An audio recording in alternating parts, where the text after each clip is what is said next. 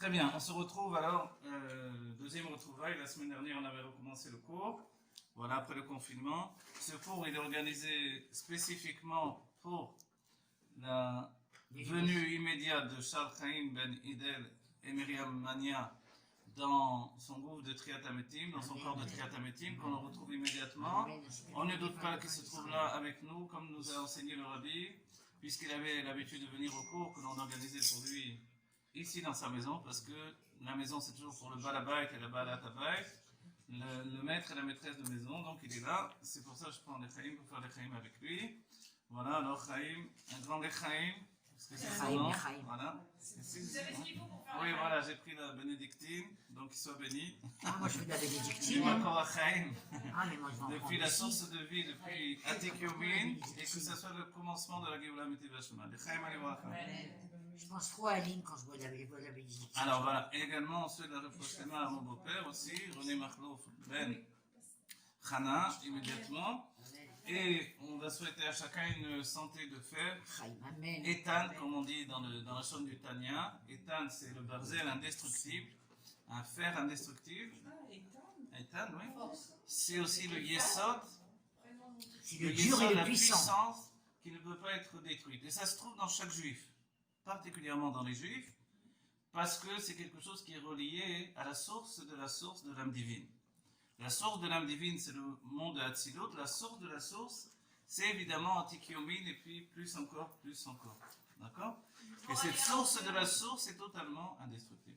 Voilà. On souhaite également à chacun d'entre vous que du bonheur, Kipchuto Mamash, si vous avez besoin de quelque chose, c'est plein de sucre, etc. Pour aller aussi participer à la Séouda, pour qui tu dis mais si, je tiens. Eh ben, déjà en l'honneur de Rabbi Mordechai Eliyahu. Voilà, le Rav Mordechai Eliyahu, Rabbi Yeshicha. Oh là là, mais qu'est-ce que j'ai vu pour rien, c'est rare. Vous en faites pas. Mais moi, je dois C'est reprendre sûrement un ça. rabbi quelque part, je m'excuse, ça fait 3 fois que je le dis. Non, le Rav Mordechai Eliyahu, Bon, Rav qui Mordechai a été, Eliyahu. voilà, que Dieu bénisse, Son que revienne bien vite dans la protège. Géra, mettez Shlema. Amen. Voilà. Amen. Et pour chacun, évidemment, une bonne santé. Bonne santé pour Voilà. Yehuda Maxime Maintenant, Bezer. pour tous ceux qui sont là, un bonheur tangible et véritable. Amen. Voilà, un bien tangible et véritable, tel que le Rabbi nous l'a souhaité. Le bonheur, c'est un élixir de vie. Cet élixir de vie, on doit le puiser au sein de notre âme, mais pas dans l'état d'âme dévoilée, mais dans l'essence de l'âme. Et chacun d'entre nous, on peut avoir accès à l'essence de l'âme, en particulier par l'étude de la Chassidut. La Chassidut, c'est une pensée qui dépasse même l'intellect. Mais elle s'introduit dans l'intellect, et compte tenu que la pensée, a priori, c'est inférieur à l'intellect, on souligne que la source de la pensée est supérieure à l'intellect. Et c'est pour ça que cette pensée profonde qui vient de Dieu lui-même, alors nous attache à l'essence de Dieu. Et cet attachement à l'essence de Dieu fait qu'on est, d'une certaine manière, capable de passer toutes les épreuves, on ne va pas dire ça pour pas être négatif, toutes les merveilles que la vie veut nous donner. Voilà. Tous les bonheurs, c'est plus difficile pour nous de prendre part au bonheur de la réalité qui nous attend quand nous construisons cette réalité, que de s'habituer au malheur. Et c'est pour ça que l'exil a tellement perduré. C'est pour ça qu'aujourd'hui, c'est très important, ce que chacun fait par un mot, par un livre. Voilà, on souhaite une grande réussite à tous les écrivains et tous ceux qui parlent et tous ceux qui diffusent et tous ceux qui font. Et les femmes sont très très fortes dans tout ça, elles s'engagent. Alors, pour tout cela, une grande réussite parce qu'il faut diffuser la présence de Dieu, qui est tout ce qui existe, y compris nous. Donc nous sommes au sein de la réalité divine, et au sein de cette réalité divine, on doit imposer sa vérité universelle. Dieu se trouve présent, et il est tout ce qui existe. Ok? C'est pour ça qu'on dit les Chaim, et que ceux qui a priori nous paraissent être partis vers une autre dimension, sont également ici avec nous dans la même dimension. Voilà, les Chaim.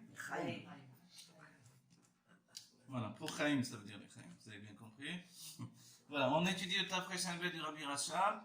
Le cours précédent, qui n'a pas été enregistré, c'était pour les intimes. Dans le cours précédent, on a parlé de pas mal de choses. On a donné une notion qui est peut-être pas beaucoup mise en avant, mais la notion que la Malchut, c'est aussi le commencement du Alma de Shikra, du monde du mensonge. Vous vous rappelez, on a avancé cette idée-là. Le monde du mensonge mis en place par la Malchut, c'est la conscience de notre existence. D'accord? C'est pour ça que la Malchut est aussi définie comme étant le fruit du bien et du mal. Donc le mal, c'est une invention pure et simple, ça n'existe pas. c'est une invention née de la perception de la conscience. Je prends conscience que j'existe, donc en fait mon existence a aussi une mesure. Cette mesure, il faut la libérer. Et c'est le travail du Rabbi Rachab dans ce livre-là, de libérer la mesure qui nous enferme de manière à accéder à cette, comment on va dire cette chose-là, elle a à la fois une limite et à la fois une éternité, une infinie possibilité d'exprimer Dieu qui se trouve dans la limite elle-même. Et c'est ce que le Rabbi donne dans une autre image, la lève dans la Gola. La Gola, c'est les Metzarim, ce sont les Metzarim. Donc les enfermements, tous les enfermements de l'Égypte, notre Égypte qui est la Géoula d'aujourd'hui. Une Géoula où finalement on n'a pas encore vu l'éclosion totale de tout le système divin qui va se dévoiler. C'est un système absolu qui fait que tout est imbriqué dans Dieu, y compris nous. Et cette machinerie extraordinaire doit se mettre en route. Elle s'est mise en route depuis la nuit des temps, depuis le commencement du monde, mais elle ne s'est pas mise en route de manière dévoilée dans la créature. Pour les tzadikim, c'était déjà obtempéré. C'est du français ça? Dieu avait déjà obtempéré, c'était déjà entraîné, mais pour chacun d'entre nous, alors c'est en route et ça se fait explicitement à partir du moment où on se libère soi-même. Ça va? Je ne suis pas trop compliqué? Okay. Alors voilà. Uvazoa Parashat Pinchas. Voilà, ça va vite, en vérité ça va vite, ouais, c'est vrai, parce qu'on n'a plus le temps. Donc il faut dire très vite beaucoup de choses, et la Géoula doit nous prendre dans la course de cet enseignement qui nous relie à Dieu. Bon, bien sûr, j'espère que c'est enregistré comme il faut, etc. pour cette fois.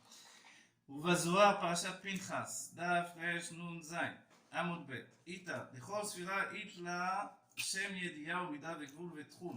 Ça c'est très important. Dans le Zohar il est rapporté que chaque sphira, la sphira, qu'est-ce que c'est après tout? La sphira, ça vient de saphir, de sefer, de sipour, de sofer, toutes ces notions-là. La sphira, au bout du compte, on se dit, quelle est cette idée de la sphira que Dieu a désiré installer entre nous et lui-même? Pourquoi tout est régi par la sphira? La sphira en hébreu quotidien, ça veut dire l'alarme en fait, ou le compte, mais la sphira c'est une structure divine qui est construite avec une singularité, c'est qu'elle est en fait humaine. C'est bizarre de dire ça. Mais dès le moment où nous-mêmes on comprend que la sphira a été mise en place pour nous donner d'accéder au divin, la sphira prend une structure humaine. Et c'est pour ça qu'elle est à l'intérieur d'elle-même construite par ce qui s'appelle un partsouf. Là je vous entraîne dans la Kabbalah. Okay? Plutôt c'est ma spécialité. Ok? Le partsouf, qu'est-ce que c'est? Le partsouf, c'est une structure de dévoilement qui lui se rapporte à ce qui est l'idée même de l'humanité. Un partsouf chez nous, c'est une identité qui commence par un nom, un prénom, et ce prénom désigne mon identité, et également par mon rôle. Je suis un père, je suis un ami, je suis un travailleur, donc j'ai un rôle dans la société, je suis ici, je suis là, je suis un fils également par rapport à mes propres parents, je suis un frère par rapport à mes frères et sœurs. Donc on découvre que la structure intérieure d'une sphira, c'est exactement comme notre vie.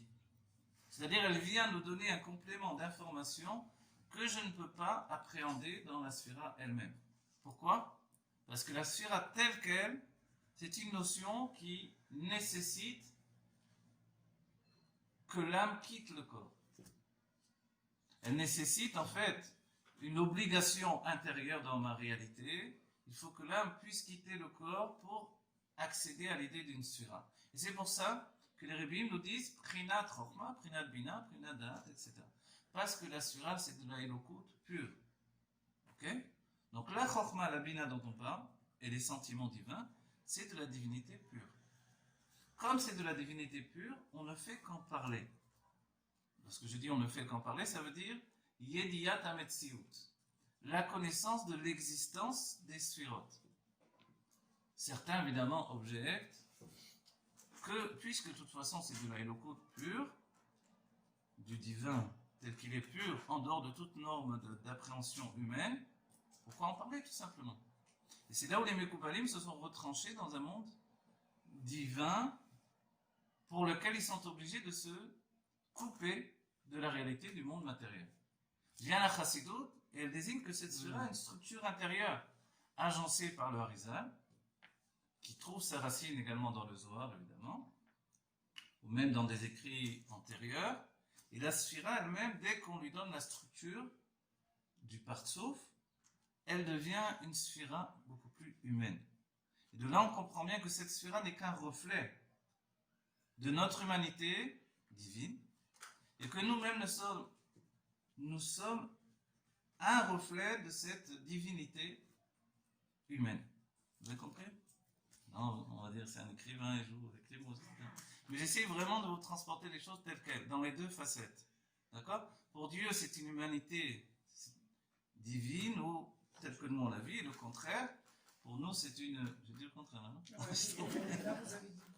On reprend. Pour Dieu, c'est une divinité humaine, et pour nous, c'est une humanité divine. Et c'est là la solution à notre exil qui perdure. Tant qu'on ne vit qu'avec la face humaine, laquelle se retranche assez souvent dans la part animale de l'humanité, alors forcément, on se retire de l'aspect divin de la réalité divine de ce monde, et on réside dans un monde qui est uniquement organique et matériel. D'accord? Mais dès que l'on accède par le côté humain, et l'humain par excellence c'est notre âme intellectuelle, dès que l'on accède au côté divin qui est dans l'humain, en d'autres termes, dès que notre âme intellectuelle devient le réceptacle de l'intelligence de l'âme divine, alors on sort de la barrière qui nous enfermait dans l'exil inexorable, qui a duré tant de milliers d'années, tant de siècles. Vous comprenez? Je sais que c'est compliqué, mais le but de la Chassidut Chabad, c'est d'expliquer de manière compliquée des choses trop simples pour qu'on les comprenne. Ça veut dire les fous, c'était... Est-ce que ce sont nos sages? Est-ce que c'est le Harizal dont vous avez parlé qui a donné des images pour qu'on saisisse mieux la sphira? Ou est-ce que c'est Hachem qui a construit les sphirotes sous la forme de Barsouf, d'un visage? Alors voilà, c'est une bonne question tout ça. Bravo. Et il vaut toujours mieux rester sur une bonne question que sur une mauvaise réponse. C'est une chose que j'ai appris très très tôt dans le Torah, qui est indispensable. En vérité, le Harizal, lui, il a reçu de Eliyahu Hanavi. D'accord? Donc en fait, quand on remonte les racines de tous ces enseignements-là, on les découvre précédemment dans le Ramban, par exemple. On les découvre précédemment même en allusion dans le Rahavad, et puis surtout évidemment dans le Zohar. Mais seulement le Zohar, sans critiquer évidemment, au contraire. Le Zohar, c'est un grand bric-à-brac. En français, l'ordinateur dit bric-à-brac. C'est normal. Ça va se régler, ça va se régler. Alors, bric-à-brac, c'est-à-dire que c'est un tohu, le Zohar. Un tohu merveilleux. Un tohu, c'est un désordre merveilleux. Et comme dit mon ami Sassanguier, l'ordre qui se trouve dans le désordre est plus élevé que le désordre qui se trouve dans l'ordre. Vous connaissez cet enseignement-là? Et c'est merveilleux, cet enseignement-là. Il y a plus. Alors, si vous n'êtes qu'une âme de tikkun, voilà, ma femme écrit un livre entier là-dessus. Alors, un jour de sortir, ce livre-là. Si vous n'êtes qu'une âme de tikkun, une âme d'ordre, vous ne pouvez pas entraîner le monde vers la Géoula, ni votre monde à vous personnel vers la Géoula. Voilà. Si vous n'êtes qu'une âme de désordre, forcément, vous êtes plus dans le monde naturel et impulsif, donc le monde de Tohu. Vous ne pouvez pas non plus entraîner le monde vers la Géoula. Okay. Donc, qu'est-ce qu'il vaut mieux d'entre les deux? Un religieux triste et désespéré, il est entré dans l'ordre, il fait ses prières à l'air, il fait tout ce qu'il faut, ou, entre guillemets, parce que c'est vraiment entre guillemets, un juif non religieux, entre guillemets, parce que le rabbi dit combien de mitzvot il faut faire pour être religieux. Oui. Donc, un juif non religieux, mais qui est très heureux. Sababa. Non, je préfère le sababa, on va dire, même. Ah, c'est pas bien ça. Hein? Chez les religieux, c'est mal vu ce que je dis. Mais évidemment, le but, c'est de faire fusionner les deux. Ça n'existe pas, un juif non religieux. Exactement, ça n'existe pas. Bravo. C'est pour ça qu'on n'utilise pas le terme de cholim, de chiloni. Il n'y a pas de chol chez les juifs. Tout est kadosh, kodesh, kodashim. Ok? Donc, dans l'idée profonde, il faut mélanger le Tohu et le Tikkun. Et cette nécessité de mélanger les deux, c'est de mélanger l'infini et la limite. Tout dévoilement divin commence par un paradoxe. Mettre de l'ordre dans le désordre. Mettre de l'ordre dans le désordre ou mettre du désordre dans l'ordre. Tout dépend où vous trouvez. Voilà, exactement. Si vous vous trouvez dans une réalité de petit bourgeois, et dans le monde de la Torah, on devient vite un petit bourgeois. Voilà. Petit bourgeois, c'est que on peut avoir mis un streimel ou un chapeau sur la tête, on va à la chaude à telle heure, on vient à telle heure, on fait tout à pareil à la même heure, etc. Il ne faut pas trop déranger le seder. Ok, ça existe. Dans ce cas-là, évidemment, il faut un peu de désordre. Le désordre, c'est le Baal Shuvah. Le Baal Shuvah, c'est celui qui est en mouvement de vie continuel. Un tzaddik, malheureusement, il peut être également dans une notion de petit bourgeois, entre guillemets, avant que la chassidoute ne vienne, je veux dire une image bête, je suis toute la journée avec des enfants, donc, ne vienne lui tirer les oreilles. C'est pour ça que le Mashiach vient faire tchouva au tzaddikim.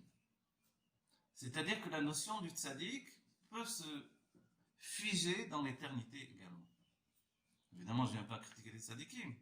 Ce que l'on vient dire par là, dans la chassidoute, c'est que le tzaddik lui-même doit accéder à l'infini. Et pour accéder à l'infini, il doit prendre conscience de son imperfection. Nous-mêmes, quand je regarde le Tanya, je me dis évidemment, la Bavaï Benoni, donc je suis bien loin du Benoni, mais ma réalité, selon la vision de la Géoula, c'est Ve'amer Kulam Tzadikim. Et ton peuple sont tous des Tzadikim. Est-ce que je suis dans cette réalité ou non? Si je rentre dans la réalité où tout le peuple juif, nous sommes des Tzadikim, dans ce cas-là, je me projette vers une éternité dont je n'avais pas conscience.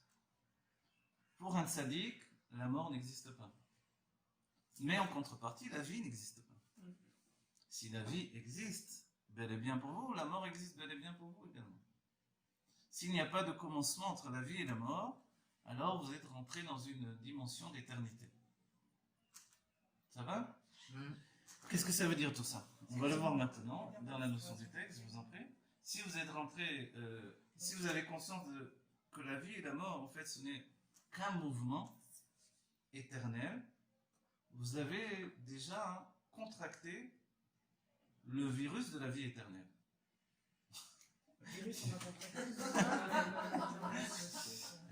Qui ne me demande pas le port d'un masque obligatoire.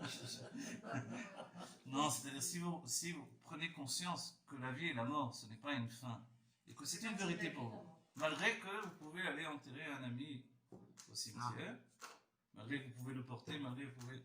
Ok, vous avez vécu cette réalité alors. Malgré ce, vous affirmez, voilà, comme Jacques Brel qui disait, non Jojo, tu n'es pas mort. C'est ça, vous comprenez?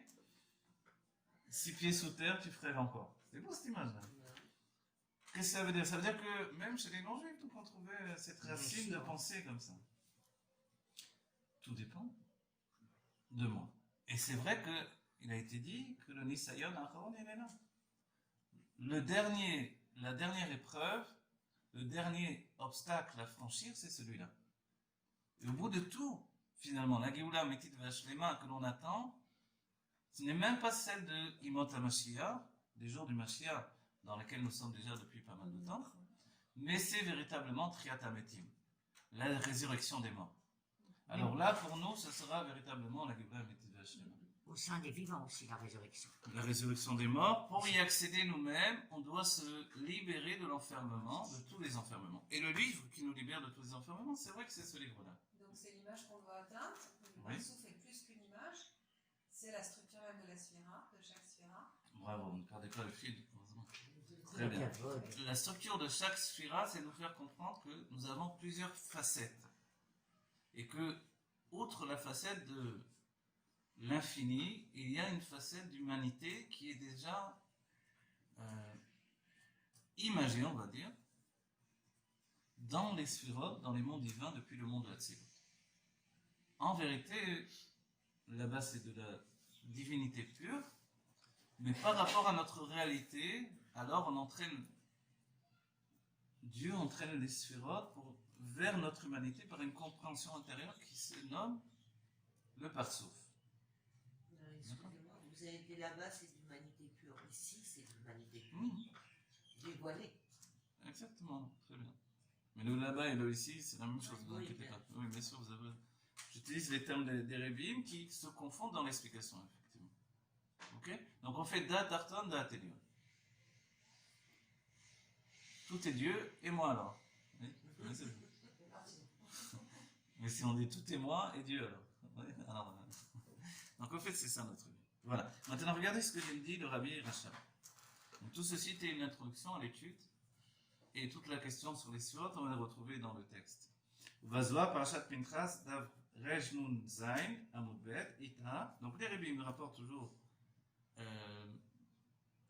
une source de ce qu'ils rapportent, et ensuite ils apportent leur propre explication. Donc dans le Zohar il est rapporté des Kol Sphira Itle Shem Yadia Umida Vekvul Vetrouv. Chaque sphira, donc chaque structure de dévoilement divin, elle possède ce qui s'appelle un nom connu. Un nom connu, ça veut dire un nom de connaissance, un nom qui est aussi un attachement. Chaque sphira. Comme on dit, Chesed, Voat, Firen, Etzar, Od, Yesod, Makrout. Et également ce qui s'appelle une mida, une mesure. Et également, Ugvul, un gvul, une limite. Vetrum, un domaine. Et ça, c'est intéressant, parce qu'on pourrait analyser. Attends, il y a la limite et il y a le domaine. Et on avait vu précédemment, je ne sais pas si vous en rappelez, mais on a vu précédemment que en dehors de la limite entraînée par la situation de mon âme dans la structure même de la réalité dans laquelle je me limite, il y a la limite que je m'impose moi-même. Et celle-là, elle est d'ordre psychologique, physiologique, etc., etc. Donc le Rabbi Melech HaMashiach nous a libérés de la limite de l'enfermement de Mitzraïm qui enferme tous les Juifs, et il nous a donné un bagage spirituel pour nous libérer de la limite. Ça fait comme soulever l'Himalaya finalement, il y a l'extérieur et l'intérieur, non? Exactement. Voilà. Donc les Chaim, vous avez bien compris, c'est très très important cette notion, on l'a vu dans l'Enver. Les Chaim, on les On est voit bien pas. descendu aujourd'hui, je trouve. Non, vous avez, parce que sinon, j'arrive pas à suivre. Ah non, non. Je crois que j'ai pas vu ce Tous les suivants, j'ai du mal. Deux sortes de limites. La limite, Mais le domaine, le domaine, c'est parce que notre âme divine qui vient d'une source totalement infinie s'est habillée dans une structure de révélation par la conscience de l'existence. Ok? Je me révèle à moi-même dans ma conscience d'exister. Mais en dehors de cette révélation dans la conscience de l'existence, il y a aussi une sorte d'enfermement dans l'existence qui est causée par les vies successives dans lesquelles je suis revenu, les conclusions que j'ai tirées de ces vies successives, y compris de la vie présente évidemment, le sens de la réalité entraîné par le corps et l'âme animale, etc., etc. Ou même tout simplement la place que j'ai prise dans la société. Tout ça, c'est un enfermement duquel je dois me libérer. Aujourd'hui, Dieu nous a aidés beaucoup par le dévoilement d'une certaine couronne qui a fait que on a dû rentrer dans un confinement. Le confinement, c'est pénétrer au-dedans de nous-mêmes. Chacun d'entre nous, on a accédé à un confinement. Celui qui avait l'habitude de sortir très souvent jeter des cigarettes est revenu très tard dans la nuit, même quand il sortait le matin, etc., etc. Celui-là, il se voit confiné avec sa famille. Ok, on va dire, mais on est sorti du confinement. On voit que c'est pas clair. On n'est pas réellement sorti du confinement. Pourquoi? Parce qu'il n'y a pas de sortie de ce confinement-là. Il y a une notion que l'on étudie à Tisha B'Av, c'est que Hachem se trouve Badad. Vous vous rappelez, Echa Yashva Badad, dans la Chassidut, le Mahamar qu'on étudie le jour de Tisha B'Av lui-même, c'est la notion où Badad, Boded, c'est-à-dire isolé. Dieu est isolé dans son propre domaine. Et cet isolement, ce n'est pas un isolement négatif, c'est un isolement positif. C'est vrai qu'à l'extérieur, j'ai l'impression qu'il y a eu quelque chose d'extrêmement négatif, la destruction de 2 temples, l'exil de Sfarad, etc., tout ce que ça a entraîné, ok. Mais en réalité, à l'intérieur de tout ça, il y a quelque chose d'extrêmement positif, c'est l'isolement de Dieu. Et quand Dieu s'isole, comme à Yom Kippour, au moment de la Neila, lorsqu'il referme les portes, il nous enferme avec lui. Et ça, c'est merveilleux. C'est une préparation à Yom Kippour de la Géoula Mitzvah Shlema, où nous rentrons tous dans le Kodesh Kodeshim. Voilà. Dans la réalité d'aujourd'hui, quand vous voulez rentrer tous dans un bus avec des orthodoxes, alors là, vous en prenez plein la tête, c'est la guerre. Mais dans la Géoula, on peut tous rentrer avec une immense et merveilleuse harmonie, sans se déranger ni les uns ni les autres. Oui. Badat, c'est la shlémout de Tis. Mais on ne va pas vers le 11, nous, dans l'événement de Dieu. Alors, je vais vous dire le secret du 11, c'est le regard de l'observateur. Oui, c'est le secret du 11. Quel rapport avec le Kétoret qui est 11 aussi? Oui, c'est le rapport exactement. C'est-à-dire que la Ktoret, elle a pour but d'enlever le Kéter qui vivifie les forces du mal. Tout notre travail se porte non pas sur les forces intérieures, lesquelles subissent l'enfermement de notre physiologie, psychologie, etc. Le travail se fait sur les makifim. C'est pour ça que le Keter est l'inverse, enfin l'opposé de la malchoute. Non, non, pas l'opposé, mais le Keter ou le Da'at. Vous vous rappelez? Le date. 10 surot, ou le Keter ou le Da'at. Le Da'at, a priori dans l'idée de Da'at Tarton, c'est ma conscience d'exister. J'existe parce que je ressens que j'existe. Mais dès le moment où j'oublie mon existence, en fait, je n'existe plus. Mais je suis toujours là. Comment ça se fait que je n'existe plus quand j'oublie mon existence? Vous savez, il peut arriver que quelqu'un a tellement l'habitude de s'occuper des autres qu'à un moment, il oublie sa propre existence. Tout à fait. Alors, mais elle est bien là. On a besoin d'elle pour s'occuper des autres aussi. En fait, on comprend qu'il y a une existence non existante, ou une présence non présente. C'est Comprenez? C'est un état délicieux quand on arrive à ça. Bien sûr, mais on le porte tous en nous. Alors, la Chassidut est définie comme Metziut Bilti Nimset, une existence qui ne se trouve pas là. Elle n'est pas là. Donc, on a tous attrait à ce niveau-là. Dans l'intériorité de notre être, c'est l'intériorité de la Chokhmah. Et dans cette intériorité de la Chokhmah, il y a une notion masculine absolue qui fait que je suis là, je ne suis pas là, ça ne change rien à la maison, c'est ma femme qui fait tout le travail.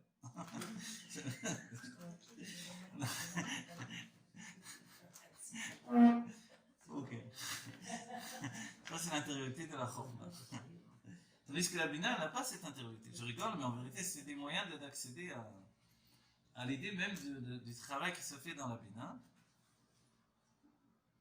Alors que dans la Chokhmah, il y a ce non-présence qui est aussi un état de présence. Vous comprenez? Alors venez, on va le voir encore plus. Regardez ce qu'il nous dit.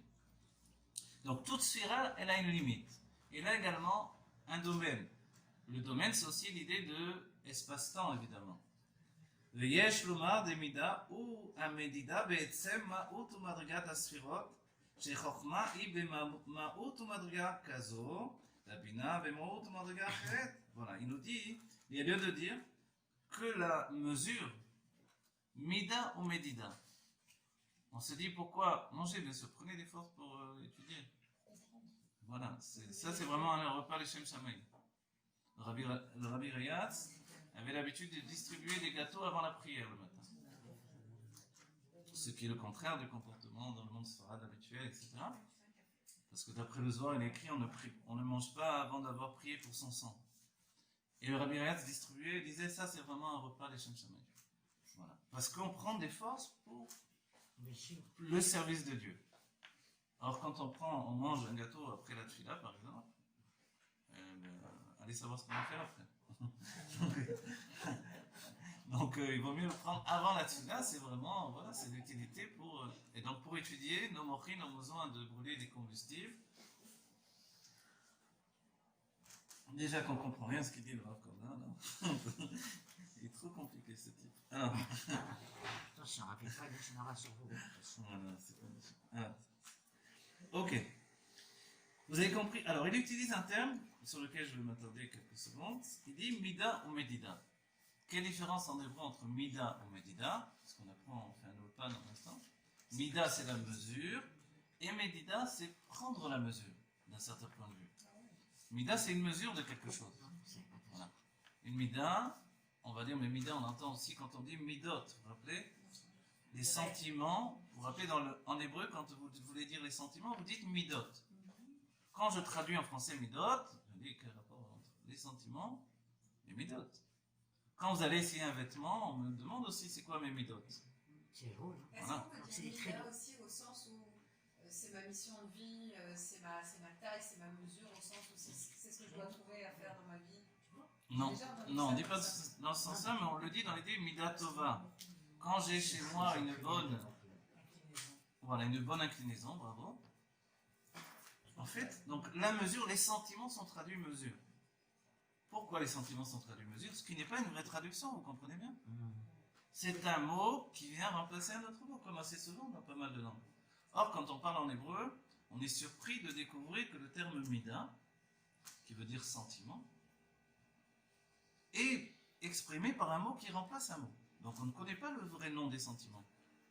Pourquoi on dit mida, neged mida? Ah, vous voyez que le mot mida, neged mida, ça c'est beaucoup plus utilisé de manière logique. Parce que là vous dites une mesure pour une mesure. Il m'a arraché un cheveu, je vais lui arracher un poil de barbe. Vous voyez? Alors vous allez dire non, un poil de barbe c'est beaucoup plus. Ok. Oui, mais tu sais pas ma perruque, combien elle vaut, etc. En cheveux naturels. Ok.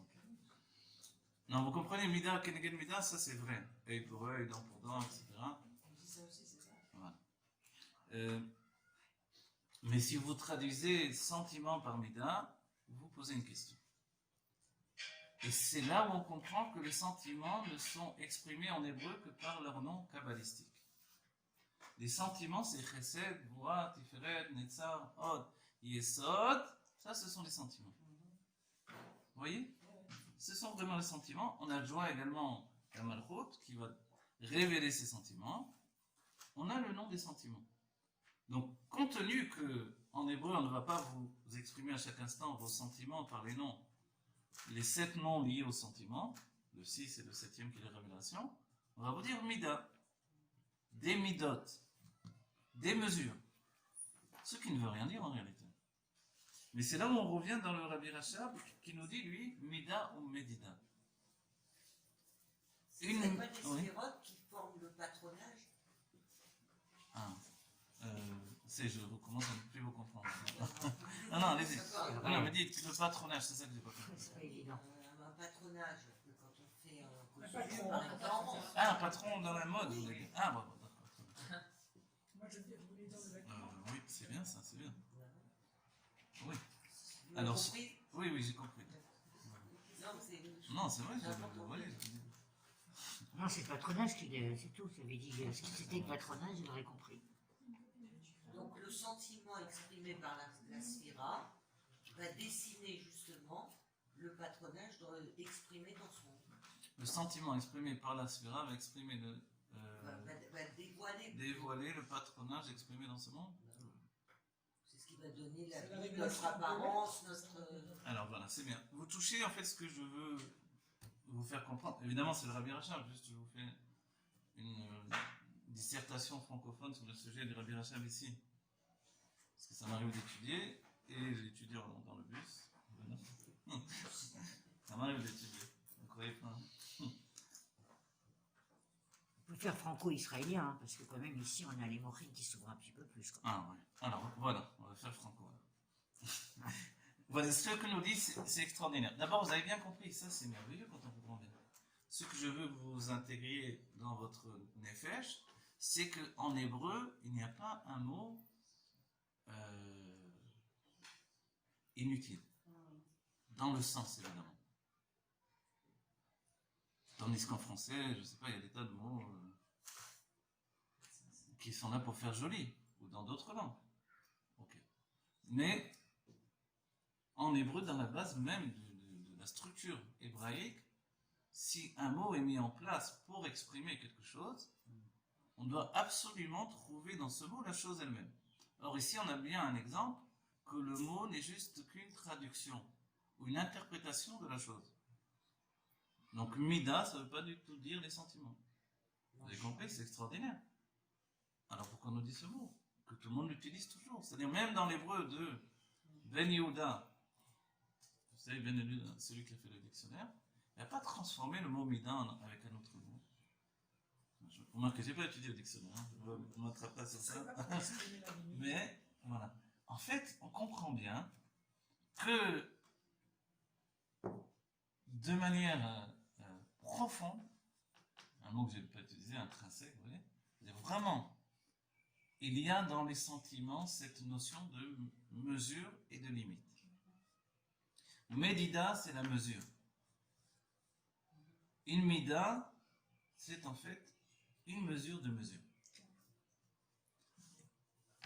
Vous comprenez? C'est vraiment extraordinaire dans l'hébreu. Donc ça veut dire que mes sentiments, ce n'est qu'une mesure. Comment ça se fait? Je comprends pas, parce qu'un sentiment en français, c'est plutôt quelque chose qui n'a pas de limite, qui est très flou, donc on ne connaît pas la source, on ne sait pas jusqu'où il s'épanche. C'est le monde de l'irrésolu, le sentiment en français. Alors, C'est vraiment le contraire de la notion de limite. Alors vous savez, je vais vous donner un enseignement maintenant à partir de ça, de toute façon je vais y venir. Est-ce qu'un sentiment, quand il est exprimé, il ne devient pas une limite? Ok.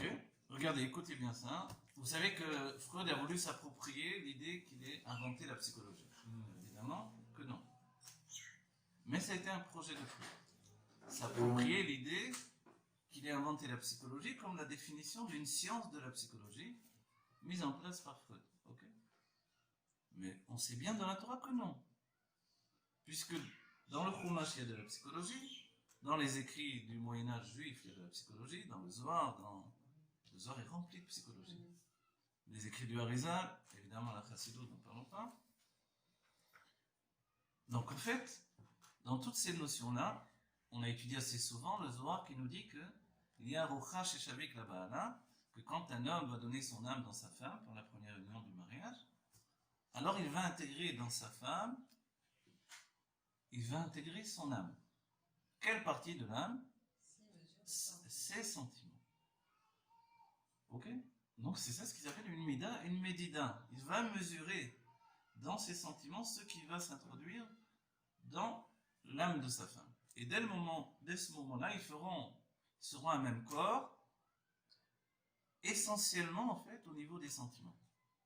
Et par les sentiments, ils vont devoir accéder à l'intellect. Mais pour devoir accéder à l'intellect, ils vont devoir passer par un birour des sentiments. C'est-à-dire que la mida en question, la mesure de sentiments, de chaque part de ces 6 sentiments, qui fusionne avec la malchut, la révélation de ces sentiments, va devoir passer par une révélation. Donc la femme révèle les sentiments de l'homme. Comment elle peut révéler ses sentiments? Parce qu'elle accède à l'infini des sentiments. Et c'est là où il y a une grande différence entre l'homme et la femme. Vous comprenez, si c'est compliqué, je vais expliquer plus et plus, si j'arrive. La femme accède à l'infini des sentiments, tandis que l'homme donne ses sentiments en vrac. Pourquoi il les donne en vrac? Parce que c'est la méthode de la chorma de tout voir de manière générale.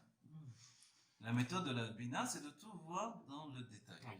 C'est vrai que le défaut qui peut être entraîné par la vision du détail, c'est qu'on remet tout en question à partir d'un détail. Alors que la chorma est beaucoup plus calme. Ça va, de manière générale. Ça va. Oui, mais on a besoin des deux. Aussi. Pourquoi, voilà. Pourquoi la bina, elle se saisit d'un détail, elle remet tout en question à partir d'un détail? Parce que par le détail, et le détail pour nous, qu'est-ce que c'est dans l'enseignement que l'on vient de donner? C'est la mida. Donc chaque mida, elle est capable d'accéder à l'infini. C'est bien que dans cette mida-là, elle peut se noyer dans la mida d'un homme qui lui paraît comme rien. C'est rien, ça va, j'ai dit ça à la place de ça, je pensais ça de toute façon. J'ai dit blanc à la place de noir, mais je pensais rouge de toute manière. Donc c'est pas grave. Je suis gentil en général. Bah oui. Donc, vous voyez, dans cette idée-là, que l'on connaît dans le quotidien de notre vie, alors, c'est pas grave. Et voilà que tout est remis en question. Mais quand la femme remet en question un détail, le mari s'inquiète. Le mari s'inquiète. Pourquoi il s'inquiète? Parce que ça touche son inconscient. Et qu'il ne peut pas mentir sur le fait que ça touche son inconscient. Et c'est extraordinaire. C'est-à-dire que quand on parle que la femme est un miroir de l'homme, alors, outre le fait qu'elle peut commencer à lui ressembler avec le temps, on va dire, les propriétaires de chiens ressemblent à leurs chiens, ou les chiens ressemblent aux propriétaires. Okay. C'est sûr, on peut. Mais en réalité, le miroir en question, c'est le miroir de l'âme, c'est le miroir des sentiments dont on vient de parler. Donc quand l'homme se voit dans sa femme, il ne voit pas juste Chorma, Bina, Dat ou inférieurement les sentiments dont on a parlé, Chesed, Gvura, Tiferet, l'amour, la crainte, etc. Il voit quelque chose qui est infini et qui l'inquiète énormément.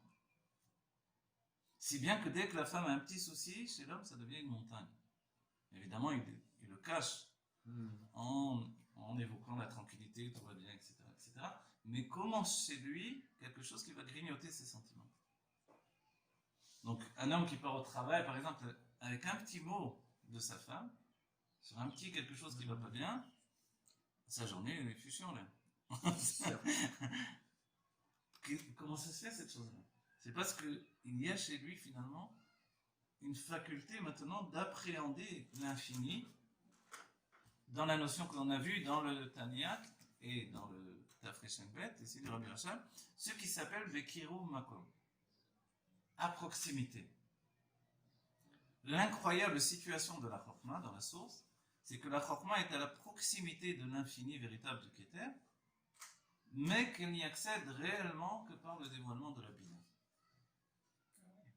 Vous vous rendez compte de cette situation-là? C'est comme quelqu'un qui a un trésor, mais qui ne sait pas qu'il a ce trésor-là. Et il a besoin d'un révélateur de ce trésor. Et voilà que pour lui, comme il est habitué à la recherche de la tranquillité, et que ce trésor, c'est justement le Tohu dont on a parlé précédemment, quand le Tohu, c'est-à-dire le désordre, un désordre divin qui est l'infini se dévoile en lui, il prend peur. Et alors qu'est-ce qu'il dit? Il dit, il faut, comme on disait les Israéliens, revenir à la shigra. Vous voyez? La shigra, alors voilà, je vais vous l'analyser de manière positive. En hébreu, on dit Shem Hashem Shagur Bepiv. Le nom de Dieu qui est habituel dans sa bouche. Donc la shigra dans le terme quotidien, ça veut dire les habitudes. On va revenir aux habitudes, vous avez dû entendre ça sur les radios, Des rabbinim. les rabbinim aussi. Donc l'idée, on revient à nos habitudes. Or, Dieu, il n'a pas amené une tornade dans le monde. La couronne qui s'est dévoilée par le biais d'un virus, un virus, le virus c'est le Tanya et le virus.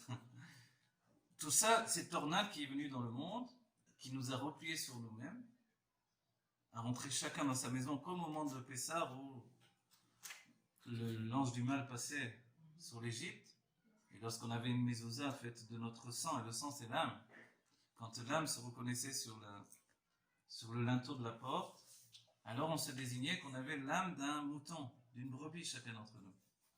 Et c'est exactement ce que nous sommes. C'est-à-dire qu'au moment de la sortie d'Égypte, on était comme des brebis perdues. Et venu un berger, il nous a montré le chemin. Aujourd'hui, nous sommes dans la même situation. Ceux qui sont attachés au berger de la génération connaissent le chemin. Ceux qui ne sont pas attachés, alors ils vont dans tous les sens. Alors ils vont dans tous les sens, ils sont totalement perdus. Et c'est pour ça que nous sommes la génération de ce berger, et il n'y a pas de peuple, il n'y a pas de troupeau sans berger. C'est un enseignement essentiel de la Chassidut. Et le berger, il est Kechol Ador, nous dit le Rashi, Nasi Ador ou Kechol Ador, le prince de la génération. Et en définitive, dans notre génération, c'est le prince de toutes les générations. Le Rabbi nous a dit que le Nasi Ador porte en lui les âmes de tous les Nasi Ador, de tous les princes des générations passées qui pénètrent en lui. Donc c'est une accumulation de Moshe Rabbeinu à un niveau sans précédent qui entraîne une pénétration dans, non pas dans l'Aïloku de manière confortable, mais dans le côté de Bo El Paro, comme on a étudié précédemment dans la Chassidut. C'est-à-dire que le seul à avoir vécu le Bo El Paro, de rentrer dans Pharaon, dans la poussière de l'Égypte, c'est Moshe Rabbeinu. Il est le seul à être introduit, à s'être introduit dans la réalité de l'essence à travers la matière. Aujourd'hui, ce que le Nassi adore, le Mashiach attend de nous, c'est cette pénétration dans le monde, jusqu'à pénétrer dans l'essence de cette notion de réalité. Et pour ça, il faut y accéder par deux manières, Chokhmah et Bina. Que notre date devienne un date de Géoula. Le date, n'oubliez pas, c'est le sens de la réalité également.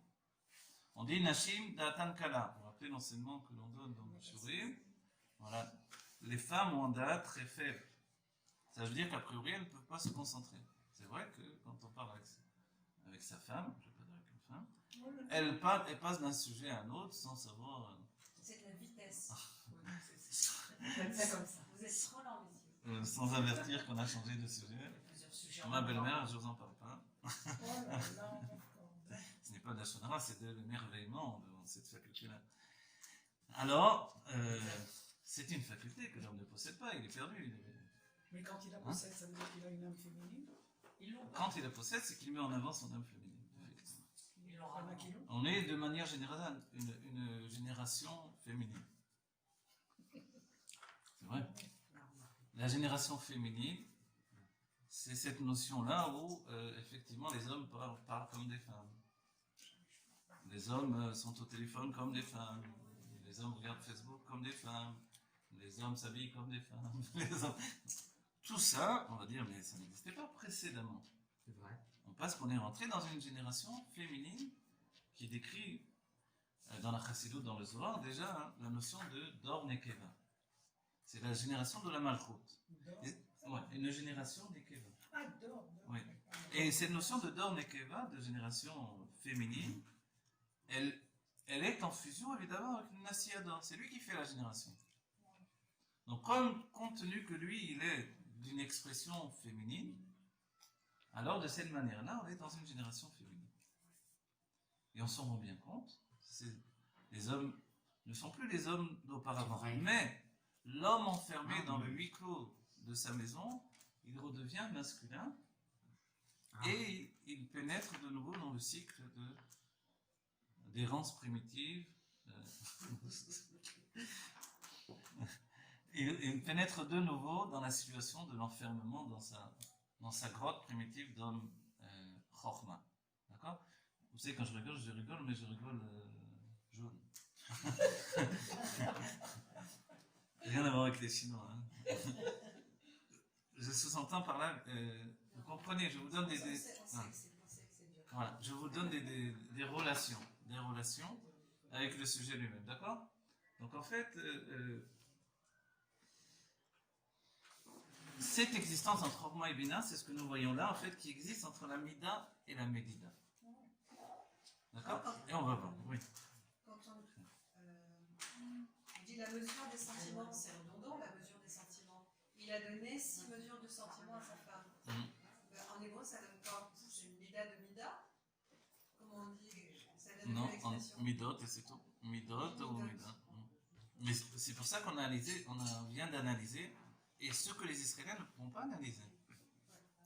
C'est pour ça que pendant des siècles, on n'a pas étudié en hébreu. C'est nouveau d'étudier en hébreu. À Tzfat, les Mekoubalim, les kabbalistes de Tzfat de l'époque de la Renaissance, donc En araméen. le Ramak, Rabbi Moshe Cordovero, parlait en espagnol. Ah, Ils étudiaient en espagnol. Pas en araméen? Non. ça, je pense en araméen. L'araméen, c'est l'époque de Babel, en Babylonie. Ouais, Ah, on n'a oui. pas gardé cette langue pour l'étude. Pour l'étude de la Gemara, on étudie en araméen, mais tout le travail, c'est de traduire. Au Maroc, ils étudient en judéo-arabe. Voilà, en judéo-arabe. Les Espagnols, à la base, étudiaient en espagnol. Il y aura bien en Les yiddish, mais ça Français veut en dire- France étudiaient déjà en français. Et Ici, quand on voilà, dans les pays... de l'Est. voilà, dans les pays de Russie, de Pologne, etc. C'est en yiddish. En yiddish. Voilà. La plus grosse partie du peuple juif parlait en yiddish. C'est pour ça que le Baal Shem Tov a décidé d'enseigner en yiddish. Voilà. Et Et que les pourquoi mamarim des privilégier Réveillim, c'était une question que j'avais posée au Rav Brunner, quand j'avais comme m'inspire pendant une période. Alors je lui avais posé la question, est-ce que tous les Réveillim ont vraiment enseigné en yiddish? Il m'a dit oui. Effectivement, c'est très Pourquoi important. privilégier Voilà. Je Pourquoi en yiddish? comprends pas pourquoi. Non, je critique pas. Non, non, c'est parce que c'était la Pourquoi langue. pas l'araméen, la parlée. langue de source, de la source? L'araméen n'est pas la langue de la source. Ah bon? Non, Oui, la langue mais- de la source, c'est la Shona Kodesh, c'est vrai. Oui, bah, c'est ça que je voulais dire. Pourquoi Pourquoi ne pas enseigner en hébreu Ouais. directement? Parce que justement, c'est lorsque l'on traduit l'hébreu que l'on commence à comprendre la Shona à Kodesh. Parce que c'est là où on fait Aleph, va Gola. Toute langue est Gola, et toute langue est un exil par rapport à l'hébreu de la Shona Kodesh. Non, parce que tout à l'heure, vous avez dit que la langue à Kodesh. Sont des brailles. Oui, mais pardon? Mon grand-père écrivait en judéo-arabe. J'ai jamais compris pourquoi on n'étudiait pas les brailles. Ah voilà, oui. Pardon. Non, Allez-y. parce que tout à l'heure, vous avez dit que la langue hébraïque par rapport à la langue des nations, elle était Essentiel. voilà, essentielle. Donc, je ne critique Oui, pas non, du non, tout. bien sûr, c'est Je ça. veux comprendre pourquoi tous les rabbis et tous les grands de toute génération, je sais pas, ils étudiaient pas en hébreu. Je pose Ils la étudiaient, question. le texte était en hébreu. Oui, mais si vous voulez, même pour la transmission et tout, c'était dans la langue du pays où ils vivaient. Parce que finalement. l'hébreu que l'on parle ici, n'oubliez pas, c'est pas l'hébreu originel. Oui, d'accord, c'est C'est un hébreu l'hébreu dénaturé. biblique, j'ai compris. Voilà. L'hébreu, c'est Il y a une un langue. hébreu Voilà. primordial et prière aussi. On va dire comme ça, regarde. C'est pas la langue tétatronique à la base. Ça veut dire Qui a lié au précédé. schéma vaillé. Bah oui. L'hébreu que l'on parle, l'hébreu de la Shona Kodesh, c'est Oui. l'hébreu que vous voyez ici dans ce texte, Ouais, ok, qui quelquefois n'est pas conforme aux règles de grammaire, de conjugaison. oui. Les rabbins font des fautes de grammaire et de conjugaison, il n'y a pas de monde dans le livre. Et en fait, cette notion-là, c'est que, comment vous dire, traduire l'hébreu, traduire, c'est l'étude. Ce que nous faisons là dans notre cours, qu'est-ce qu'on fait après tout? On ne fait que traduire. La traduction, elle est Voilà. révélatrice. Quelle est la différence entre Chorma et Bina? Entre une femme et son mari également, dans l'aspect de base, tel qu'il est analysé dans la Chassidut, évidemment. Après, le fait qu'on s'y reconnaît, c'est parce que ça jaillit sur notre réalité. En réalité, c'est la traduction. La femme traduit la pensée intérieure du mari. Dans l'étude que l'on prend, c'est quoi la Gemara? Traduire la Gemara. Vous prenez un texte en araméen de plusieurs périodes d'araméen différents et vous le traduisez. Et vous comprenez ce qu'il vous dit.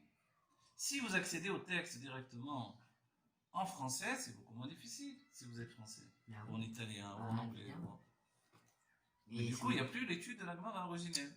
Donc l'étude, de toutes les manières, que vous traduisez l'hébreu dans une autre langue, ou l'araméen en hébreu, ou l'araméen dans une autre langue, vous ne faites que traduire.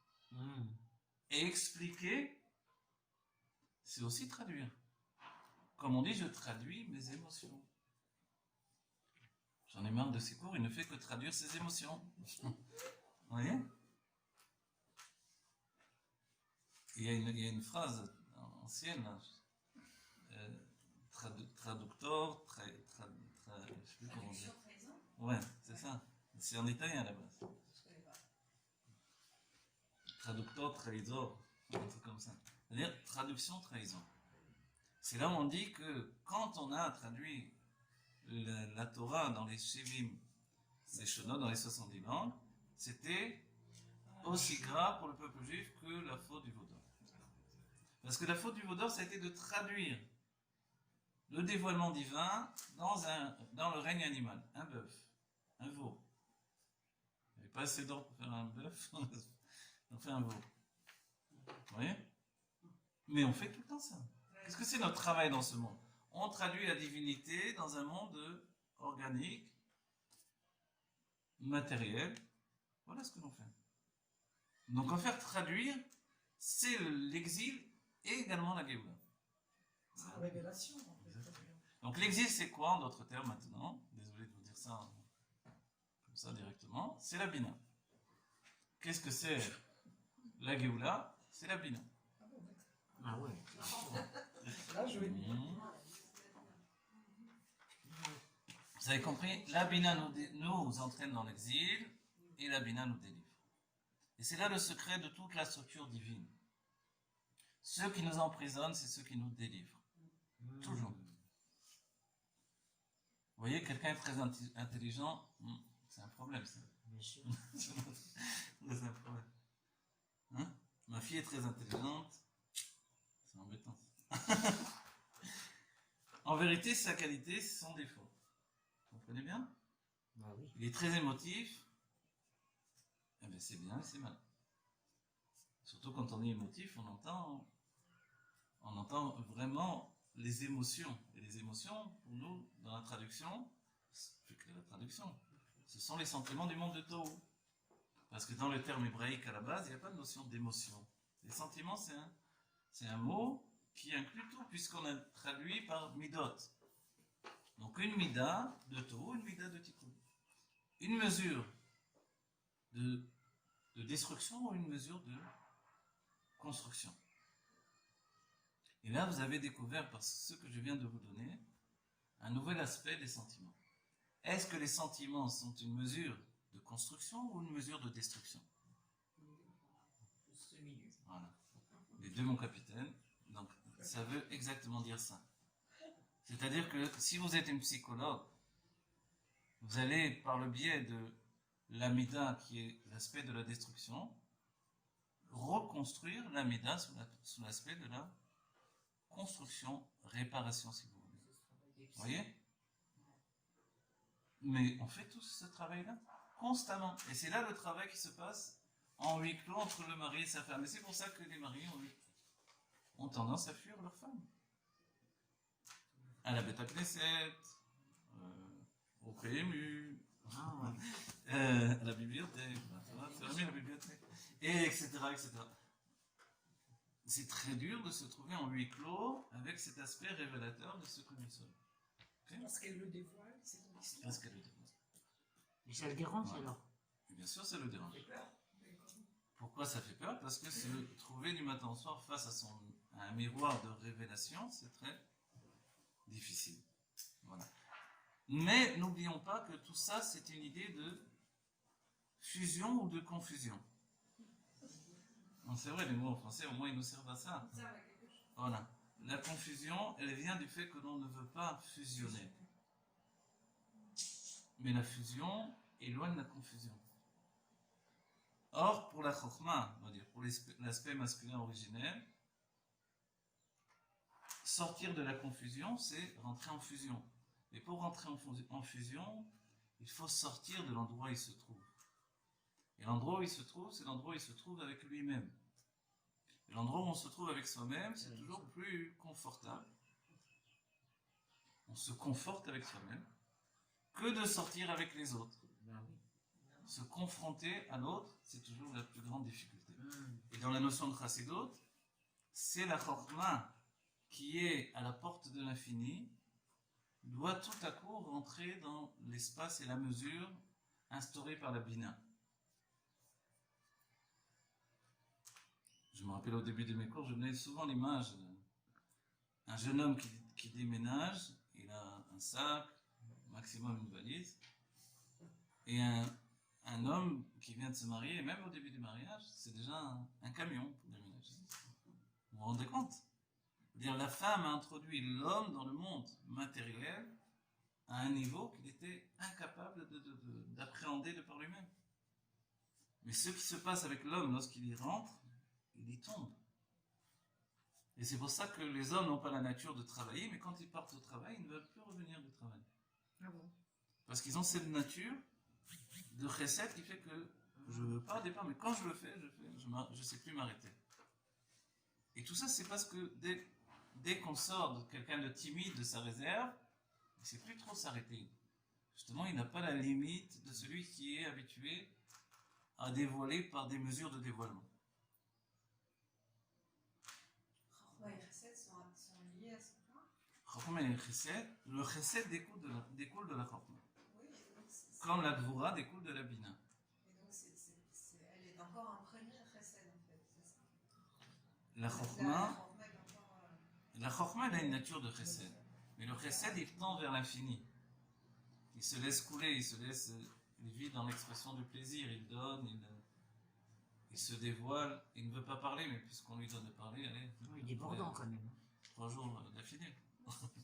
Monsieur, l'homme, pour aller vers la Luna, il faut qu'il ait cette notion de oneg. Mais pour arriver au oneg, il lui faut déjà le ratson. Mais alors, à quel moment il se passe? Parce que tant qu'il n'a pas touché au oneg, il ne peut pas y aller. Ça se passe comment? Regardez, le oneg, chez l'homme, n'oubliez pas, il y a la notion de Éden. Vous vous rappelez le Éden? C'est le plaisir que l'on vit entre chaque vie ou la nuit quand on dort. Et le plaisir qui va se dévoiler dans la Géoula au quotidien, c'est le Éden. Le Éden, c'est Chorma. C'est-à-dire, dans la Chorma, il y a le Éden. Ce Éden qui est un magma de plaisir, un fleuve de plaisir. Il y a plusieurs images données par les sages. Les sages donnent une image, même un fleuve ils disent d'huile d'affaire sec. Alors, si je traduis, ça fait un peu l'huile d'abricot. Mais c'est pas exactement ça. Quoi qu'il en soit, l'idée est qu'il y a un abandon de l'homme au plaisir. Si bien que mettez un homme devant un film, devant un livre, devant un paysage, il peut s'abandonner pendant des heures. Parce qu'il se laisse couler vers le plaisir. Parce qu'il est à la porte du plaisir. C'est contenu dans la Chorma. Voilà. Et il véhicule ce plaisir. Si bien que ce que l'homme donne à la femme, et c'est même l'obligation de la Torah, c'est le plaisir. Ce que la femme va donner à l'homme, c'est la joie. Quelle différence, la Chassidoute analyse, elle dit, quelle différence entre le plaisir et la joie? La joie exprime le plaisir. Donc c'est un plaisir dévoilé. Tandis que le plaisir, il reste axé sur la structure originelle. Quelqu'un peut avoir l'air totalement endormi, mais il est dans un instant de grand plaisir. Vous voyez? Tu es bien là? Oui, je suis bien. Bon, c'est vraiment... La joie, elle est plus démonstrative, on va dire. Voilà. Donc la joie est démonstrative, et c'est pour ça qu'elle est féminine. Tout l'aspect féminin, c'est l'aspect de dévoilement. Ok? Et l'aspect de dévoilement passe par ce que nous venons d'étudier, la médita. Ce que l'homme ne supporte pas, c'est que la femme soit modédette autant. La femme le mesure constamment. Et ensuite, en plus de le mesurer, elle rentre dans la mida. Dans sa mida à elle. Dans sa mesure à elle. Vous voyez? Je recommence. Elle le mesure. Elle appréhende, si vous voulez, ses facultés. Si bien qu'elle va toujours lui trouver des idées de faire des choses qu'elle n'a pas du tout envie de faire. Et ensuite, elle va l'obliger à rentrer dans ce qu'il ne veut pas faire. Donc, elle va l'enfermer. C'est pour ça qu'on a dit que la femme est, ou la bina, plus précisément, moi quand je dis la femme, je vois la structure de la bina, elle est l'enfermement. Mais elle est la libération de cet enfermement. Ah oui, parce que Si bien que le rabbi nous dit que ce qui donne naissance à la Géoula, c'est la Gola. L'exil donne naissance à la délivrance. Oui, mais excusez-moi, est-ce Ce que... qui me manque, c'est ça. C'est comment il y arrive. Comment il arrive, lui, comment il arrive À venir vers elle. À être enfermé. Alors on va dire, la base même de tout ça, si on parle maintenant au niveau humain, entre l'homme et la femme, elle est appréhendée par le Zohar et la Kabbalah, puis dans une analyse chassidique, on va dire, par la première union, son âme a pénétré en elle. Cette âme n'a pénétré que par un plaisir, un abandon. Cet abandon, c'est s'abandonner au Éden. L'abandon au Éden fait une connexion entre les deux âmes, qui dévoile la source des deux âmes, masculine et féminine, dans pnimiotatique, dans l'intériorité du Keter, qui est le plaisir de Dieu. C'est par l'accès au plaisir de Dieu qu'il y a une transmission de l'âme, depuis le masculin vers le féminin. Vous voyez? Dès ce moment-là, l'homme est toujours dans la femme, et ne la quitte plus jamais. Et ça, c'est extraordinaire, vous vous rendez compte? Parce qu'elle n'est pas dans lui, pas du tout. Lui, il extériorise, elle l'intériorise. C'est pour ça, c'est souvent, on a dit, quand il y a une idée, on peut penser qu'on est vieux jeu, mais quand on nous dit de se préserver jusqu'au mariage, qu'une femme se préserve jusqu'au mariage, c'est tout simplement qu'elle soit un clip pour l'âme de son mari. Si on a pu y arriver, c'est merveilleux. D'autant plus que chaque âme qui s'est introduit va faire pénétrer pas mal d'inconscients en même temps dans la jeune fille avant le mariage, par exemple. Vous comprenez? Et c'est ça, c'est extraordinaire. Il y a une âme qui s'introduit, l'âme de l'homme s'introduit. Exactement. Ah bon? Et après, il se passe quoi? Après, il faut que l'âme qui vient ensuite, elle puisse, elle entame une guerre avec l'âme présente et elle va la repousser si elle est plus forte. Et ça occasionne pas mal de... Celle qui va subir tout ça, c'est la femme, la jeune fille. Qui est présente. Donc c'est là où c'est plus grave, c'est pas juste de dire... c'est que c'est profondément bouleversant en réalité. Ça bouleverse la psychologie intérieure, la physiologie même d'une jeune fille. Ce qui est extraordinaire, c'est que l'âme du mari ne quitte pas la femme en réalité. Il y a une part de l'âme du mari qui reste toujours dans la femme. Toujours, toujours. Même après le décès. Voilà, même après le décès. Celle qui divorce. Celle qui divorce, le divorce va ôter l'âme dans la femme. Vous vous rappelez, alors évidemment pour aller jusqu'au bout, vous vous rappelez en français on dit le lévirin. Hein? Du coup, j'en ai pas. Ça va pas venir. Quand le beau-frère doit se marier avec la sœur, etc., avec la belle-sœur, pour donner une continuité à son frère qui n'a pas eu d'enfant. Vous vous rappelez de ça? Moi, je cherche Hein? Khalitsa en hébreu. Alors, la Khalitsa, c'est une mitzvah du beau-frère de se marier avec sa belle-sœur. Si son frère est décédé sans avoir apporté une descendance. Pourquoi c'est une mitzvah? Parce qu'a été introduit un réservoir des âmes. Et ce réservoir des âmes doit être actionné. Si le mari n'a pas réussi à l'actionner, alors c'est au frère de ce mari de pouvoir l'actionner. Et c'est une mitzvah. Ok? Si bien qu'il doit, lorsqu'il s'unira avec sa nouvelle femme, qui est son ancienne belle-sœur, alors les enfants qui vont naître sont les enfants de son frère. Il aura la même âme que son frère. Non, c'est extraordinaire. Son âme vient actionner l'âme de son frère. Et c'est possible parce que c'est son frère, en fait. C'est un aspect de fraternité. C'est extraordinaire quand on pense de cette manière-là. Oui, c'est incroyable parce que cette union, elle ne sera jamais comme les autres, cette union. Parce que la personne, elle n'a pas choisi spécialement de... Vous voyez ce que je veux Exactement. dire? Mais si les deux le font, le Shem Shamaïm, et qu'il n'y a pas de... Alors c'est vraiment quelque chose Oui, ce serait plus un mariage de devoir, sain d'intellect, pas de élevé. sentiment. Voilà, et c'est vraiment merveilleux en réalité. Ah ouais. Et les enfants qui viennent au monde ne sont pas ses enfants, ce sont les enfants de son frère. Vous vous rendez compte? Tout ça c'est possible parce qu'il y a encore l'âme de son frère dans sa femme, dans sa nouvelle femme. Dans sa femme. Et lui, Mais alors s'il ne veut pas, qu'est-ce qu'elle fait? Ouais. Il y a l'image où il va sortir sa chaussure et elle Sa va chaussure. cracher à Ouais, ses c'est pieds. sûr. Lorsqu'elle crache à ses pieds, c'est un peu dégoûtant. Mais ce qu'elle fait là, Elle fait sortir l'âme. elle fait sortir l'âme de son Ah, il n'y a plus de de son travail à mari faire. dans les pieds de son frère. Et c'est affreux dans l'image même. Si, si, C'est-à-dire c'est que vrai. dans ce crachat, l'âme se trouve dans ce crachat. Vous vous rendez compte? Elle dit voilà ce que tu fais de l'âme de ton frère. C'est affreux. Mais alors, excusez-moi, tous les frères qui n'ont pas eu leur, comment je vais dire, leur continuité, leur âme, alors qu'est-ce qu'elle Alors, devient, ouais. leur âme? On peut se dire voilà pourquoi ça se fait pas plus puisque c'est une mitzvah à la base de la Torah, mais d'Oraita vraiment dans la Torah.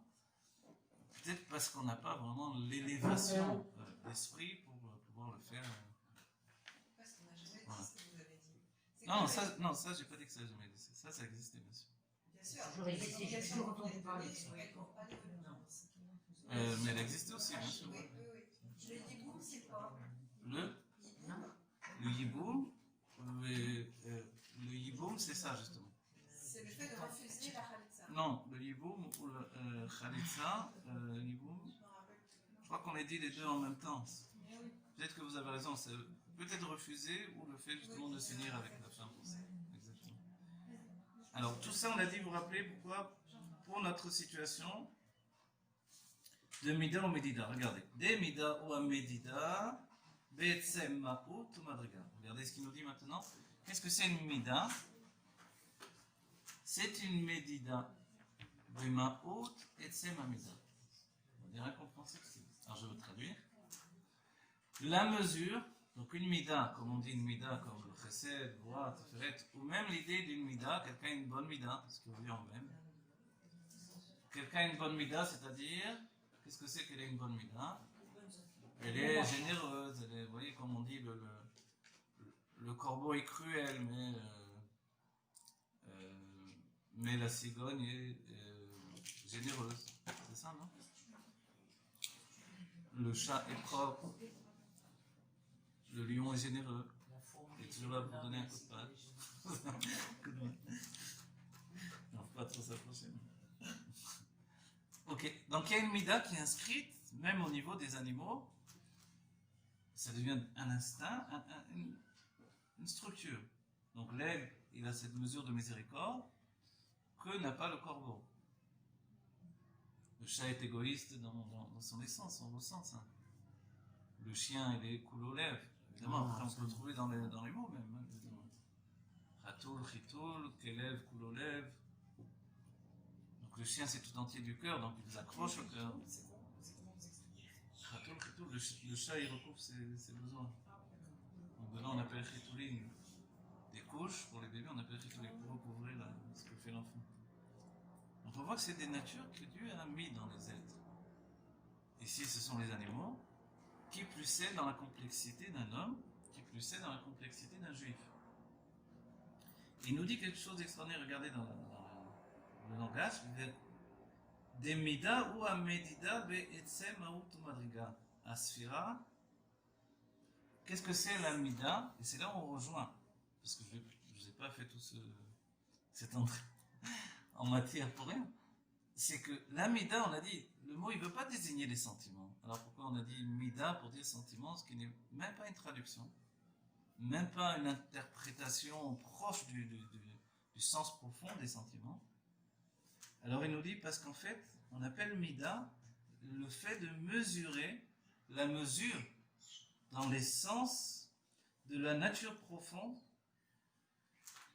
du niveau de la sphère. C'est pareil, non? Vous avez compris?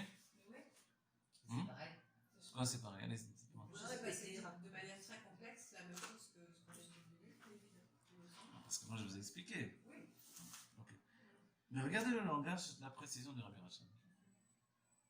Regardez bien ce qu'il dit. Un mida ou un médida, qu'est-ce qu'une mida? C'est la mesure qui est prise dans l'essence de la nature profonde et de quoi? Du degré d'une sphira. Vous me dites c'est pareil? Je vais vous dire ce que c'est. Je vais essayer de me rapprocher de l'idée du Rabbi Rachel. En réalité, il est en train de nous dire que l'amida, c'est comme une faculté de saisir ce qui se passe dans l'essence même d'un être profondément et de l'entraîner vers le dévoilement. C'est ça ce qu'il est en train de nous dire. Vous vous rendez compte? Comme une couleur est en fait juste l'expression d'une vibration qui retient toutes les autres en fait.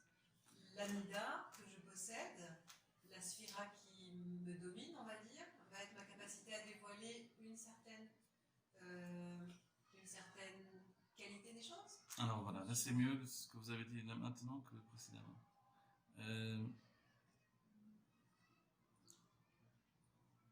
Regardez bien. Voilà. C'est une inclinaison. Mais l'inclinaison, c'est quelque chose qu'on peut justement mesurer. Incliner, tout ça. D'accord. Ah, Même le c'est bon. penchant. Un penchant aussi, ça se mesure aussi. Si on prend vraiment. Penchant, c'est pencher, quoi. Quelque chose que l'on peut mesurer. Le chômage, c'est. Je vais vous rapporter quelque chose qui va vous expliquer encore plus. Regardez. Pour ça, il faut avoir étudié un peu de Kabbalah, mais c'est compréhensible. Il y a un enseignement du Harizal qui nous dit Akol, kolel et akol. Tout contient tout. Ou tout est contenu dans tout. Sous-entendu que dans chaque sphira, il y a toutes les sphirotes. Okay. Quand on exprime le terme de mida, sous-entendu que de toutes ces sphirotes qui sont dans une sphira, alors a été saisie spécifiquement une seule sphira. C'est une sphira de sphira. Et là, on comprend tout à coup beaucoup mieux le terme mida. la mesure que l'on a pris maintenant, c'est une mesure de l'infini en réalité. C'est-à-dire que Dieu est rentré dans l'infini de chaque sphérote et a saisi de cet infini une seule mesure qui va accéder au dévoilement. Et c'est pour ça qu'ensuite le Harizal, comme on l'a dit précédemment, vient nous dire, attention, à l'intérieur il y a des partsofim. Les partsofim sous-entendent, donc des structures intérieures, sous-entendent que dans chaque mesure, il y a toutes les mesures. Et c'est pour ça que nous avons tous accès à tous les aspects. Que dans chaque sphira, il y a l'aspect de toutes les sphiras. Donc là, le chesed ressemble à la chokma, il ressemble à la bina, il ressemble au chesed, tel qu'il est inclus dans la bina, au chesed tel qu'il est inclus dans la chokma. Là, je vous apporte un autre élément. Ça, tout est inclus dans tout et tout se trouve dans tout et tout est tout et tout est. Ça ne s'arrête pas. Vous savez, le Harizal nous dit, dans chaque sphira des 10 sphirotes, il y a 10 sphirotes. Dans chacune des 10 sphirotes, il y a 10 sphirotes. Et dans chacune des 10 sphirotes, il y a 10 sphirotes, etc. Auparavant, nous a dit le Rabbi Rachab, il y avait une notion de sphirote enket. De sphirote infini. C'est le principe de l'atome. Oui, la même idée, évidemment, se Quand repercute dans dans... le noyau à l'intérieur, on trouve l'infini. Exactement. Comment on trouve l'infini? Oui, dans l'infiniment petit, on découvre l'infiniment petit et l'infiniment petit. Ceux qui avaient pensé être limite s'aperçoivent que non, il y a encore plus et encore plus. Et ça, tout ça, c'est exprimé par le Harizal depuis toujours. Ok, donc maintenant, est-ce qu'on a mieux compris l'idée de Mida? Pourquoi on appelle dans l'hébreu originel de la Shona Kodesh une Mida? C'est parce que dans toutes les notions que vont véhiculer chacune des Midot, chacune des structures sentimentales de notre être, il y a une Mida en particulier qui va prendre le dessus. Il y a un sentiment. Et c'est là où les sages nous donnent une image. Ils nous disent le lion est généreux, qu'est-ce qu'on a dit auparavant, l'aigle est miséricordieux, le corbeau est cruel, etc. etc. C'est un trait de caractère. Voilà. On va dire, mais le lion, il est généreux. Le lion, il est fort avant tout. Il est peut-être cruel aussi, désolé. Il est peut-être terrible, il est peut-être... J'en sais, je veux dire d'autres choses, vous voyez hein? Non, la Torah a mis en avant une Mida. Où est-ce qu'on trouve ça? Dans les brachot de Yaakov? La notion de... Dans les brachot de Yaakov, c'est la notion de comparer les enfants d'Israël à des animaux. Oui. Oui, par rapport à la notion de Mida qui est dans les animaux. Oui. Sinon, vous retrouvez dans les paroles des sages constamment, dans les marins, dans la Mishnah. Oui, oui. On arrive à se retrouver nous-mêmes à travers les animaux. On peut définir. Hein, parce que moi, c'est vrai ça. On peut se définir. Aussi parce que... Rav, est-ce que vous vous souvenez, on est parti dans le sujet, est-ce que vous vous souvenez où est-ce qu'on peut trouver la notion du fait que quand on est un certain jour, on a une idée particulière? Si on est un dimanche, on va être de nature plutôt, et si on est un mardi, on va Oui, mais c'est normal, ça c'est facile. Tout simplement, les 6 jours de la semaine correspondent aux 6 mesures de sentiment. Dans la Gemara, on trouve ça, Non, pas dans la main, c'est la Kabbalah. Mais la Gemara ne fait pas écho de la Kabbalah, en l'occurrence? Dans Masalet Chagiga, un petit peu. Non, c'est dans la Kabbalah que vous étudiez ces choses-là. Alors, regardez maintenant. ויש לנו דמידה הוא המדידה בעצם מהות ומדרגת הספירות שחוכמה, il donne l'exemple, שחוכמה היא במהות ומדרגה כזו. והבינה במהות ומדרגה אחרת. Donc la חוכמה elle a cette mesure-là, la בינה cette mesure-là. וכי גבנה, בכל הספירות, מה שמחולקים בעצם מדרגתם זה עניין מידה. Donc dans toutes les sphirotes, le fait qu'elles soient séparées par rapport à leur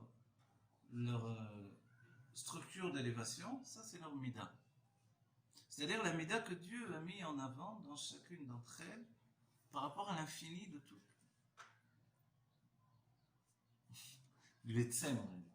C'est pour ça ce qu'a dit le Rabbi Rachab, c'est bien plus profond que tout ce que je peux étudier. Dès qu'il a dit le mot Amedida Be'etzem Ma'ut, quand il dit la Medida, la mesure qui est prise dans l'essence de la nature profonde d'une chose, Ça, en vérité, ça fait trembler cette parole-là de Rabbi Rachab. Comment est-ce qu'on traduit Vous avez compris ça, ce que je veux dire? C'est l'essence pure. Le Rabbi Rachab parle au niveau de l'essence ici. Atzmut, c'est l'essence, Atzmut, c'est l'essence, avec un aleph. avec un ein. Etzem, ma'ot ou madrigat asfirot. C'est-à-dire que on peut le souligner, regardez, je vais vous donner une image simple. J'avais écrit bon, il y a un enseignement qui dit, je rapporte en tout cas, puisque j'ai pas de source à vous citer, on ne devient jamais que ce que l'on est. On va dire, mais attends, là je viens de contredire peut-être ce que je dis là. On ne devient jamais que ce que l'on est. Oui, mais des fois, ce qu'on est, c'est pas ce qu'on est vraiment. Ah, bah oui. Ouais. Alors, comment ça se fait Des que... fois, Alors, évidemment, l'idée est comme tu étais, comme tu es devenu, non, c'est pas vrai. C'est vrai, précédemment, on voit les photos, il était à la plage en maillot, maintenant il est à Beth Knesset avec un chapeau des lunettes. Et une Vous barbe. avez dit que tout est contenu dans tout et contient tout. Ouais. Donc automatiquement, on est tout. Exactement. Donc la seule limite qu'on s'impose, c'est dans l'instant présent par rapport à nos choix d'expérimentation, d'expérience de vie. Ok, et maintenant je vais donner un autre enseignement, regardez. Puisque là on parle finalement, on parle de Dieu lui-même dans son essence. On rentre dans l'intimité de Dieu ici. Dieu lui-même a pris dans chaque... Non, après, je ne vais pas dire dans chaque sphère. Oui, si vous voulez. Dans chaque sphère infinie. Donc si vous dites des sphérotes infinies, ça veut dire qu'il n'y a pas de début, il n'y a pas de fin, il n'y a pas de notion de chokma, il n'y a pas de notion de bina. On se demande bien pourquoi on a utilisé le terme de sphira. On dit non. C'est chokma, bina, infini. Mais dans cet infini, Dieu a pris une mesure qu'il a recueillie dans cet infini et qu'il a exprimée. Sous-entendu que l'expression même de chaque sphira, c'est l'expression du libre arbitre de Dieu, depuis son essence. C'est ça ce qu'il est en train de dire, le Rabbi Rachab. Et ça, c'est extraordinaire. Et d'un certain point de vue, c'est ce qu'on fait tous dans la vie. Évidemment, puisque Dieu, à travers nos choix, nous donne de choisir, de cueillir dans l'infini une définition précise. Vous vous rendez compte? C'est-à-dire, moi, en vérité, bon, ça me fait trembler quand je lis ce qu'il est décrit ici, le Rabbi Rachab. Parce que c'est vraiment l'expression de l'essence de Dieu qu'il est en train de nous donner. Mais c'est parce qu'à ce moment-là, quand on rentre dans cette conscience, il me semble que on a plus cette conscience de nous, l'ego, mais justement de Dieu qui parle dans notre bouche, de Dieu qui regarde à travers, à travers ses yeux, puisqu'il y a que nous. Donc, et en même temps, il y a nous qui sommes Dieu. Donc tout se rejoint. Voilà. Et au-delà de nous, dans la perception du Da'at, il y a cette notion d'infini recueillie dans l'essence même de toute chose pour donner l'apparition d'une notion d'existence limitée. Vous comprenez? La chokma devient une mesure de dévoilement divin, cueillie dans l'infini. La bina, une autre mesure cueillie dans l'infini, etc., etc. Alors je sais, ça fait un peu immatériel tout ce que je viens de dire, mais... Mais vous parlez de sphérotes divines, de sphérotes qui sont déjà à l'état humain. De sphérotes divines. Alors c'est la limite, on va dire déjà, c'est avant le Tzimtzum, après le Tzimtzum.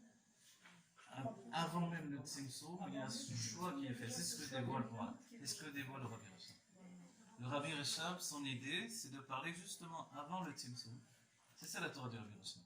C'est pour ça que c'est une Torah qui est en relation avec la Géoula. Parce qu'il nous parle avant le Tzimtzum. Avant même que Dieu ait limité ou instauré la notion d'espace-temps spirituel, qui s'appelle le Tzimtzum. Donc là, on n'est pas étonné de nous dire, d'entendre qu'il y a effectivement une mesure pour chaque chose, etc. Mais le Rabbi Rachab nous projette avant même cette construction de limite, et il nous dit que Dieu, c'est dans son essence qu'il a choisi, en fait, la mesure de chaque chose. Donc en fait, Dieu expérimente son soi d'un certain point de vue. Bien sûr que oui, exactement. Bien sûr. Dieu expérimente son je sais pas comment il s'exprime son choix. Voilà. Ses choix. Les Karnemar, Bipi, Aramban, et le Ramban rapportait la même chose Mais c'est un jeu. à la Sefer Yetzira. Vous voyez, et là c'est extraordinaire. Ouais, le Rabbi Rachel nous dit, ne pensez pas que c'est juste quelque chose que l'on peut observer dans la Torah du Yerizal uniquement. Dans le Sefer Yetzira, on voit déjà cet enseignement-là. Et le Ramban, qui était un immense Mekouban, qui était en Sfarad, en Espagne, à l'époque le siècle d'or de l'Espagne, on va dire. Alors lui, il nous rapporte cet enseignement-là. Et le Ramban a une Kabbalah extrêmement précise et comparable à la Kabbalah du Harizal dans plus d'un point. Donc il nous dit que dans le Sefer Yetzira d'Avraham Avinu, il y avait effectivement déjà ces enseignements-là. Et tout ce que l'on a étudié dans le Sefer Yetzira d'Avraham Avinu. C'est-à-dire que nous, à la fin des temps, comprenez bien, on est à la fin des temps. On étudie ce que Avraham Avinu enseignait au début des temps. Parce que le début, c'est la fin. Voilà, c'est l'enseignement de Sefer Yetzira. Néot, Sofan, Betridatan, Betridatan, Betsofan. Le début est implanté dans la fin et la fin dans le début. Et la notion Il a de... même la Kabbalah, alors, Abraham Avinu. Oui, bien sûr. Avant qu'elle nous se dévoile, par la chinoise. C'est fait avec Syrah et est-ce qu'on peut l'apprendre? Oui, oui, bien sûr. Il est écrit vraiment sur la Kodesh. Il est écrit à la fin de la Kodesh. Ok. Il est très petit et après c'est les Piroshim qui sont autour. C'est écrit comme des Mishnayot. C'est Rabbi Akiva qui l'a réécrit, le roi à Kodesh.